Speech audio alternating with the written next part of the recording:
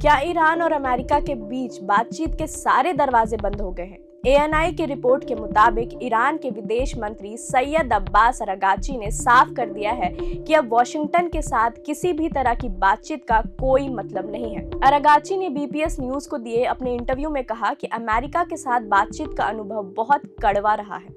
उन्होंने आरोप लगाया है कि पिछले साल जून में जब दोनों देश बातचीत कर रहे थे तब भी अमेरिका ने हमला किया था। इस बार भी अमेरिका ने भरोसा दिलाया था कि वो शांति चाहते हैं, लेकिन बातचीत के 3 दौर के बाद भी उन्होंने हमला करना नहीं छोड़ा। अरागाची ने बड़ी सख्ती से कहा कि अमेरिका और इजराइल का मकसद ईरान में शासन बदलना यानी रिजिम चेंज था और उन्हें लगा था कि वो 2-3 दिन में बड़ी आसानी से जीत जाएंगे। लेकिन ईरान के विदेश मंत्री का दावा है कि ये दोनों देश अपने किसी भी बड़े लक्ष्य को हासिल करने में पूरी तरह से फेल हो रहे हैं।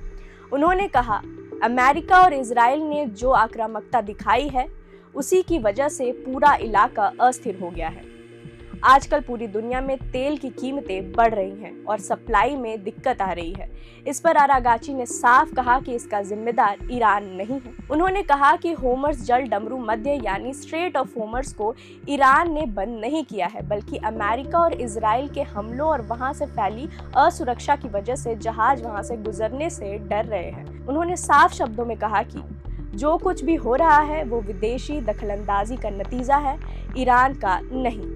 मिनाब में एक लड़कियों के स्कूल पर हुए हमले का मुद्दा भी उठा, जिसमें 170 से ज्यादा लोगों की जान गई थी। इस पर अरागाची ने अमेरिकी दावों को खारिज करते हुए कहा कि ये पूरी तरह से अमेरिकी मिसाइल का काम था। जब उनसे पूछा गया कि ईरान लगातार मिसाइली हमले क्यों कर रहा है, तो उन्होंने कहा कि यह कोई उनकी पसंद नहीं बल्कि थोप दिया गया युद्ध यानी इम्पोज्ड वॉर है। उन्होंने कहा कि हम सिर्फ अपने बचाव कर रहे हैं जो पूरी तरह कानूनी है। साथ ही उन्होंने चेतावनी दी कि ईरान जब तक जरूरी होगा मिसाइलों से हमला जारी रखने के लिए पूरी तरह तैयार है। ईरान के विदेश मंत्री का ये बयान साफ इशारा है कि हालात अभी और बिगड़ सकते हैं। मुश्तबा खamenei के नए सुप्रीम लीडर बनने के बाद ईरान का ये कड़ा रुख दुनिया के लिए बड़े संकेत दे रहा है। आपकी इस पूरे मामले पर क्या राय है? क्या आपको लगता है कि बातचीत ही एकमात्र रास्ता है या ये जंग अब और लंबी खिंचेगी? कमेंट में हमें जरूर बताएं और देखते रहें प्रभात खबर। प्रभातखबर.com, विश्वास वही, रफ्तार नहीं।